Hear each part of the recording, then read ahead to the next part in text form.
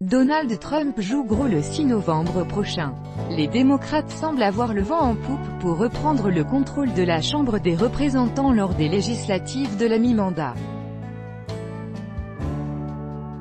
Cela signifie qu'il pourrait, en fonction des conclusions de l'enquête du procureur Robert Mueller sur la Russie, engager une procédure d'impeachment contre le président américain.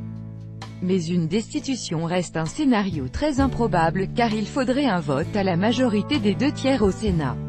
Les démocrates favoris pour la Chambre. Le dernier signal d'alarme vient de l'Ohio. Le candidat républicain ne compte que 1700 voix d'avance, 0,9%, sur son adversaire démocrate, et il reste encore des bulletins à compter, voire à recompter. Quel que soit le résultat final, c'est un avertissement pour les conservateurs. Dans cette circonscription, Donald Trump avait battu Clinton de 11 points. La tendance est la même partout. Dans 46 élections locales ont anticipé cette année, les démocrates ont fait en moyenne 12 points de plus qu'Hillary Clinton, note l'expert en statistiques Sam Wang. Selon lui, un écart de 6 points en novembre sera suffisant pour que l'opposition remporte la majorité à la Chambre. À l'heure actuelle, les bookmakers leur donnent 2 chances sur 3 de s'imposer.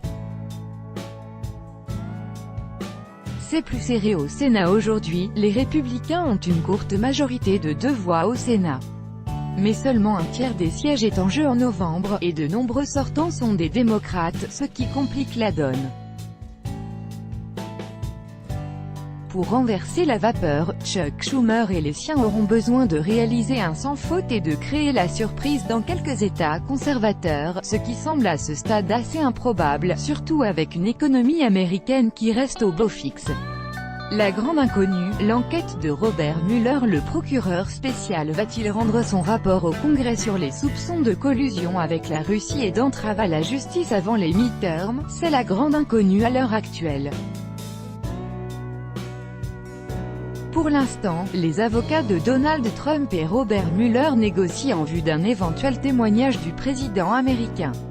Si ce dernier refuse de répondre aux questions du procureur de son plein gré, Mueller pourrait l'assigner à comparaître, ce qui donnerait lieu à une bataille judiciaire qui continuerait sans doute après les midterms. Une fois que Mueller aura bouclé son enquête, plusieurs scénarios sont possibles. Il pourrait tenter d'obtenir une mise en examen de Donald Trump, mais de nombreux experts estiment qu'un président en exercice bénéficie d'une immunité forte. Le procureur laissera sans doute le Congrès jouer les arbitres en présentant ses conclusions au ministère de la Justice. La Chambre peut voter un impeachment à la majorité simple, mais c'est l'équivalent d'une inculpation.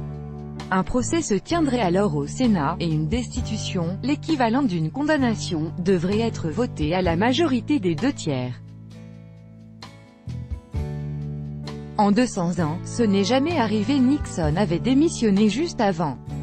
Bref, tant que Donald Trump bénéficiera du soutien des élus républicains, il restera hors de danger.